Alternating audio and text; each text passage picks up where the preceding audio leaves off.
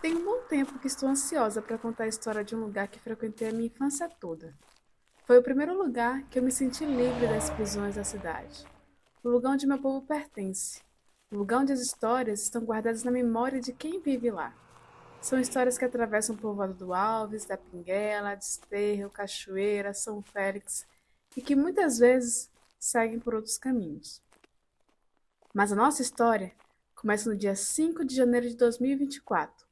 Acompanhada por manhã, resolvi voltar às minhas origens. Seguindo pela BR-324, cortando pela BR-420, saudando Santa Amaro e depois paramos no km-40, em um ponto conhecido como Alto do Camelo.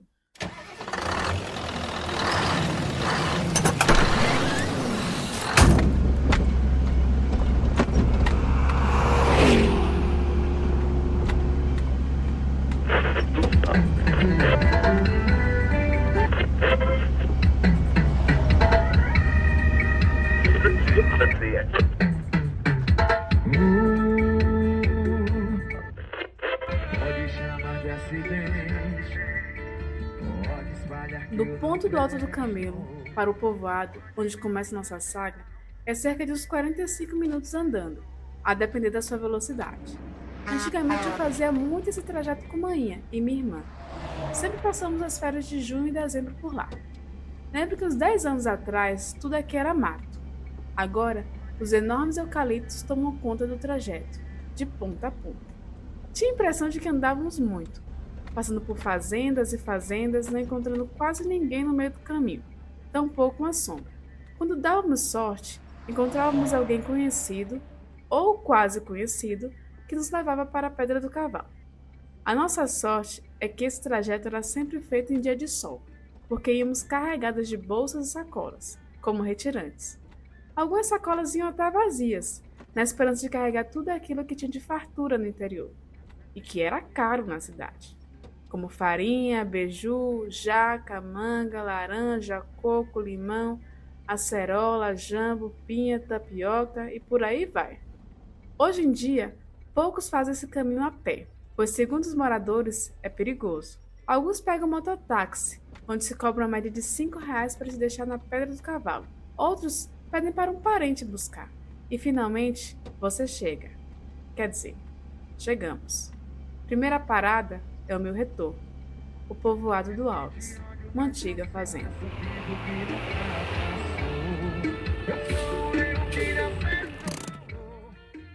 Vamos porque aqui era uma fazenda. Que pertence a Alves. Não sei assim explicaria, mas quando eu cheguei porque era muito pequena, muito pequena.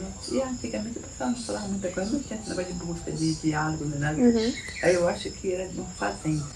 Era uma fazenda grande, por nome Alves, Fazenda Alves. Aí depois, acho que o dono morreu, não sei, começaram a lotear um pedaço daqui, um pedaço dali, aí ficou conhecida como Fazenda Alves. O povoado do Alves compreende a região que vai da Igrejinha até a Cachoeirinha. Eu te mostro melhor no mapa. Eu busquei outras fontes e descobri que o dono da fazenda se chamava Martiliano Alves. Por isso o nome do povoado era Alves. Ele morava naquela região com sua família. Eram pessoas brancas que viviam da roça e não aparentavam ter muito dinheiro, segundo as pessoas do local.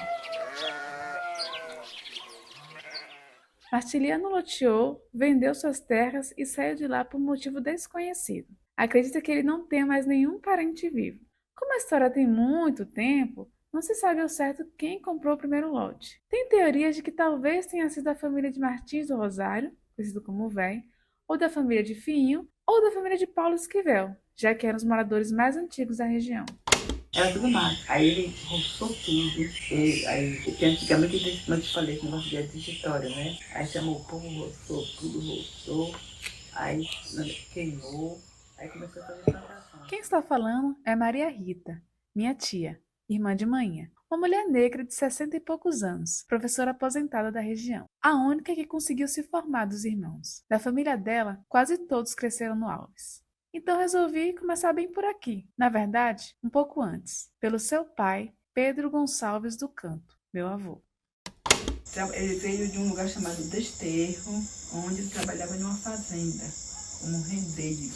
Talvez o rendeiro seja uma palavra um pouco apagada do nosso vocabulário. Mas naquela época, o rendeiro era uma pessoa que trabalhava numa fazenda privada e ficava com parte do que era produzido lá, como forma de pagamento. Se produzisse farinha, por exemplo, o trabalhador ficava com uma parte da produção. Pedro vivia de tudo que a terra dava: pimenta, limão, laranja, fumo, e também vendia carvão, madeira. Pedro saiu do desterro e foi morar com sua família no povoado do Alves por volta de 1960. Então, pela cultura local, começou a plantar mandioca e produzir farinha. No Desterro, ele tinha uma fazenda muito grande, muito grande, porque o dono da fazenda era seu firme. E aquele pessoal ali, restante ali, todo mundo trabalhava para ele. Todo mundo era rendeiro dele, como meu pai foi. E aquelas pessoas, a maioria das pessoas que trabalhavam para ele, era gente pobre mesmo, carente, que trabalhava para ele, porque assim, trabalhava em terraleira, depois que acabou a escravidão, eu acho, trabalhava ali, mas recebia o quê? Merreca, né? Depois a gente vai desmembrar isso direitinho. O Desterro é uma região que eu vou falar depois, com um pouco mais de detalhes. Peço que guarde este nome com cuidado. A família de Pedro Gonçalves era grande. Ele se casou com Joselina Canto e eles tiveram 10 filhos. Lorival, conhecido como Vadinho, Antônia, conhecida como Tonha, Roque, José, Maria Bezerra, Mainha, Rita, Raimundo, conhecido como Mundinho, Blandina, conhecida como Dinha, Balbina, conhecida como Dega, e Jorge, conhecido como Tote, o caçula. Pedro teve outra filha em uma relação extraconjugal, chamada Elsa, quase no mesmo período da sua filha Maria Bezerra. Elsa é fruto de uma relação que Pedro teve com Rosa, mas ela acabou sendo criada junto com os outros filhos do casal. Então, é através da história da minha família que conheceremos um povoado. Pimenta com farinha, jaca verde, isso que você já comeu. Banana com farinha. Ovo duro com farinha, caldo com farinha, tudo era com farinha.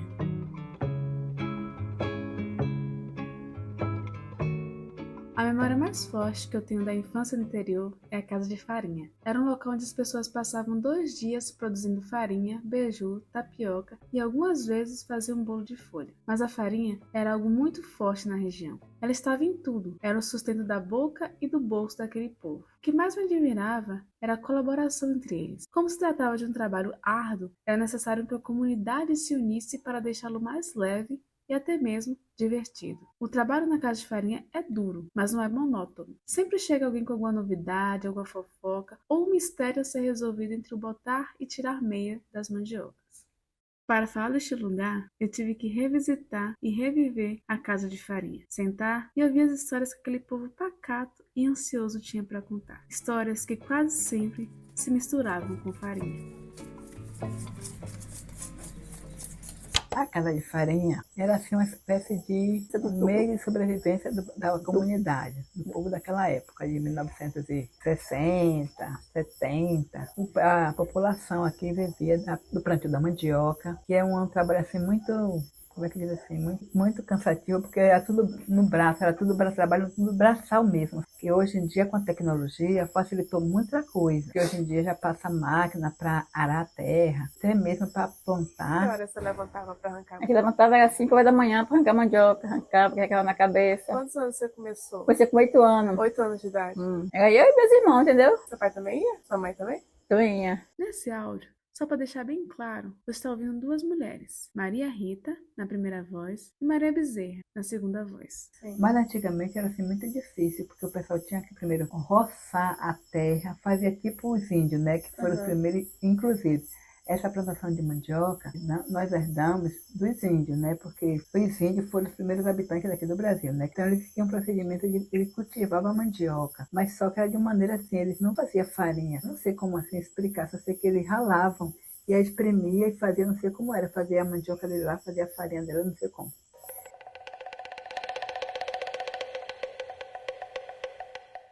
Uma pausa aqui.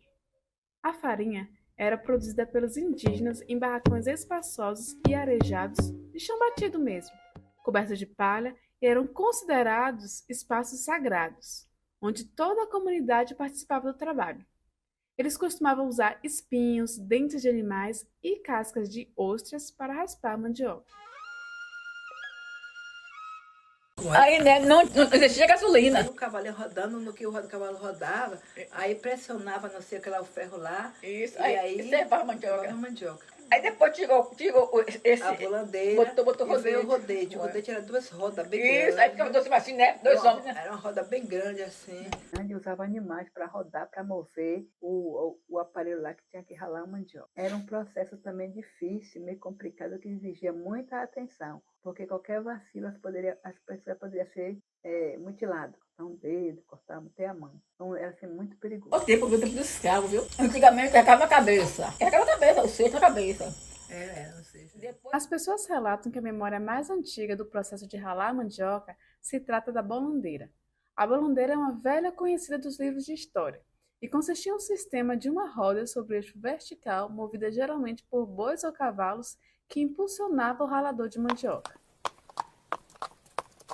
No final da década de 60, esse sistema foi substituído pelo rodete, que consistia em uma roda sobre o eixo horizontal que era atrelado ao ralador cilíndrico através de uma correia e duas pessoas a giravam através de uma haste que era colocada perto do seu eixo. Com a chegada e o acesso ao motor na região, o trabalho braçal foi substituído e o processo ganhou velocidade. Mas agora era preciso prestar mais atenção, pois ainda era necessário uma pessoa para empurrar a mandioca até o serrador. E qualquer distração, a pessoa podia perder os dedos, como já aconteceu com alguns na região.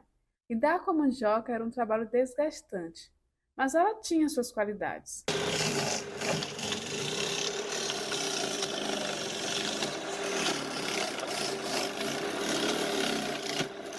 E assim, a mandioca tem várias utilidades, porque da mandioca ela aproveita a raspa, que serve de ração para os animais, para porco, para boi. Aí faz a tapioca, que faz o beiju, faz a farinha da tapioca em si, a goma, faz aquela goma seca para fazer bolo. E também faz a tapioca para vender, para fazer beiju assim de casa. O pessoal hoje em dia costuma fazer em casa. E faz a farinha propriamente, né? Que a farinha ele leva para a feira vender. Serve também para o consumo em casa e também para vender na rua. Lá eles vendem a quilo, a litro, a quarta. E naquela época, assim, nas primeiras farinhadas, digamos assim, era quanto que se vendia o saco? Barato, é 12 reais, é 12 reais, 15 reais, é barato. Na verdade, não era nem reais. Naquele tempo era cruzeiro. Um saco de 50 quilos. Sim.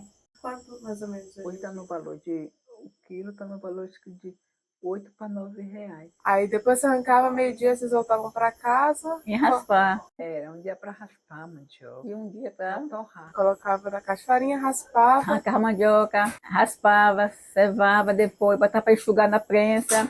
Depois estava enxuta, tirava, ia peneirar, ia meter fogo no forno. Era manual, entendeu? Passava no motor, Para triturar. para triturar, tirava a goma, depois botava a massa para enxugar. Como é que tirava a goma? Botava água, espremia com... Aí tinha sacola, que a gente espremia, aí deixava assentar ali. Depois que assentava, a gente tinha que tirar a goma para fazer beiju e também para vender. 5 horas da manhã para terminar às 6 horas da noite. E no outro dia? Ia vender. E no segundo dia vocês começavam também 5 horas da manhã? Era 2 da manhã. E 2 da manhã vocês iam até que hora? 7, 6 horas da noite. No outro dia. Outro dia, Direto? direto. E quando estava chovendo, pior era.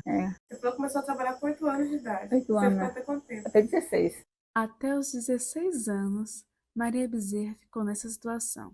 Eu quero que você lembre dessa informação também, pois ela vai ser muito útil em outro episódio. Talvez você estranhe o fato de uma criança de 8 anos se submeter a um trabalho tão pesado como esse. Mas a verdade é que isso já era muito comum na época. As crianças trabalhavam com 8, 7, até mesmo 6 anos de idade. Uma rotina que começava antes do sol nascer e terminava depois que o sol ia embora. Quando não estavam na roça, estavam em casa, cuidando de outras crianças. Outro fato comum na região é que cada um tinha sua casa de farinha, bem perto da sua casa. Ao total, na região do Alves, deveria existir cerca de 15 casas de farinha, e elas são conhecidas pelo nome do representante da família que elas sustentam. Por exemplo, a Casa da Farinha de Louro, que o tempo já apagou, a Casa de Farinha de Seu Pequeno, a Casa de Farinha de Seu Velho, Buíca, a Casa de Farinha de Pedro, que o tempo ainda deixou alguns vestígios. A Casa de Farinha de Raimundo, a Casa de Farinha de Benedito, a Casa de Farinha de João, de Bieca, a Casa de Farinha de Ega, a Casa de Farinha de Benel, a mais antiga ainda, de pé, só que toda modernizada. a casa de farinha de Nice, a casa de farinha de Zé. A casa de farinha de Zé é uma das poucas que ainda não é motorizada. Casa de farinha de Toco e de Pedro, que é a mais recente. Não o nosso Pedro, o outro Pedro. E talvez existiam outras casas de farinha que o tempo já levou. E quando ele passava cantando, o pessoal corria, porque ele matava a pessoa. Quem? Surucucu é uma cobra. Uma cobra Ah, muito venenosa, altamente venenosa. E aí tinha um surucucu que disse que ele era verdadeiro. Todo dia ele passava naquele mesmo local. Cantando. Cara, eu não sei, como é que ele cantava, eu não sei não. Cantava assim. Como é que lembra? Aí saía eu, Tina, tudo quem que é o surucucu? Já pegou alguém? Tinha uma vez, né, disse que Roque foi pra mata, né? Roque é o pai de Dedéu. Aí Roque foi pegar água, disse que a Rudia tava lá. Roque aqui, a Rudia aqui. Ele disse, fique quieto aí, não sei, fique quieto aí. Ele pegou a espingarda e matou, ele tava dormindo. Porque se ele tivesse vivo, Ave Maria. Escuta o tamanho do bichão. Meu pai foi picado de uma cobra. Perigosa, disse que foi surucucu. Ele quase perde a perna, porque o pessoal usava muito aqueles remédios erva para curar a pessoa. Aí eu tinha um tio chamado Neném, que é Maria de Nenenzinha, ele era curadeiro. Aí preparou garrafada, deu a ele e tal, ele bebeu. Aí ele ficou preso dentro do quarto, porque antigamente se as pessoas fossem picadas de cobra, não podia nem falar com as pessoas. Não. Sei lá, mito, sei lá. Só tinha acesso às pessoas que iam para lá dar remédio, comida e tudo mais. A cobra surucucu, segundo o portal do Butantan, pode atingir mais de 3 metros de comprimento. Abre aspas. Seu corpo tem um tom alaranjado, bege amarronzado com manchas escuras, escamas corporais semelhantes à casca de uma jaca e uma cauda com escamas arrepiadas. O seu veneno é muito potente e, em casos graves, pode até levar à morte. Fecha aspas. As pessoas aqui na roça, geralmente, ninguém arranca mandioca assim 2 vezes na semana. Só arranca assim uma quantidade e torra tudo, porque é um trabalho muito trabalhoso. Aí vai fazer 4, 5 sacos, ou 1, ou 2, ou 3, a quantidade que ele precisa, aí faz logo, entendeu? É por semana, é semanal, não é todo dia. Agora existe sim aquelas pessoas que não tinham cada de farinha e vinham fazer na aqui também. Como o Neco, Raimundo Amber fazia aqui, não foi? Depois que foi que fez a dele. E eram quantas pessoas na casa de farinha? Olha, peraí. Para limpar a mandioca é um mutirão, como você viu ali. Agora na hora de torrar mesmo, tem que ter pelo menos, botar assim, no mínimo 3 pessoas, no mínimo. No mínimo 3 pessoas. E todo mundo ia pra casa de farinha, exceto o Jorge. Não, quem mais torrar farinha era Roque, José, Maria. Tem uma época que meu pai veio e pagava, assim, uma pessoa para ajudar, Zé Caramba, pagava para ajudar, porque a mandioca era muito. Pedro não tava mesmo? A gente era escrava de Pedro. Bote aí, a gente era escrava de Pedro, bote aí. E chovendo, ô Jesus, botar fogo no forno, gente, chovendo frio. Não pegava de jeito nenhum. Se for, não, pai.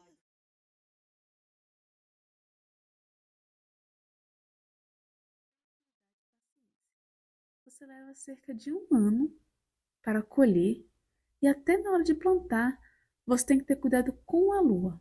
Por exemplo, dizem que é sempre bom plantar depois da lua nova. Quando ela vai ter mais,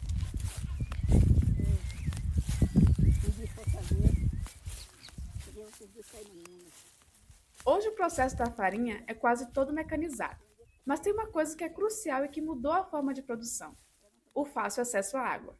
Na época que Pedro Gonçalves e sua família começaram a trabalhar com a farinha, eles não tinham água encanada.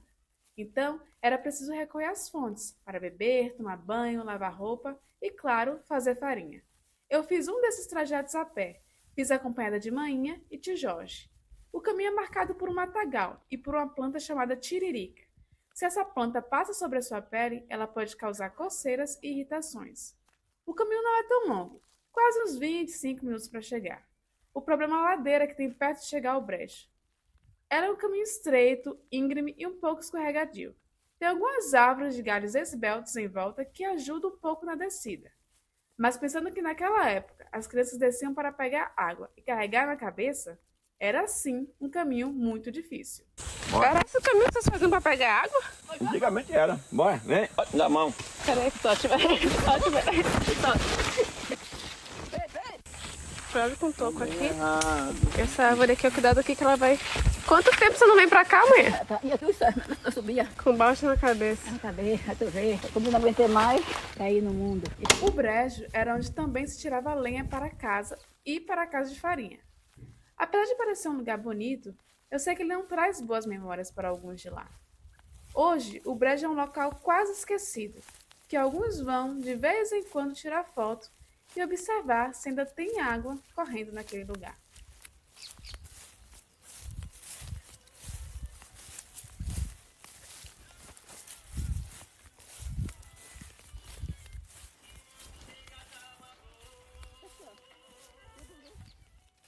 Era roça essa aqui.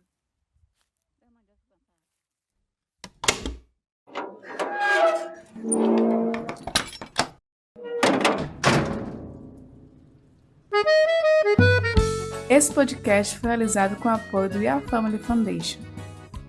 Na edição, Armando Lima. Na ilustração, Suzane Lopes. No roteiro e narração, Renata Canto. Agradecimento especial a todo o povoado do Alves.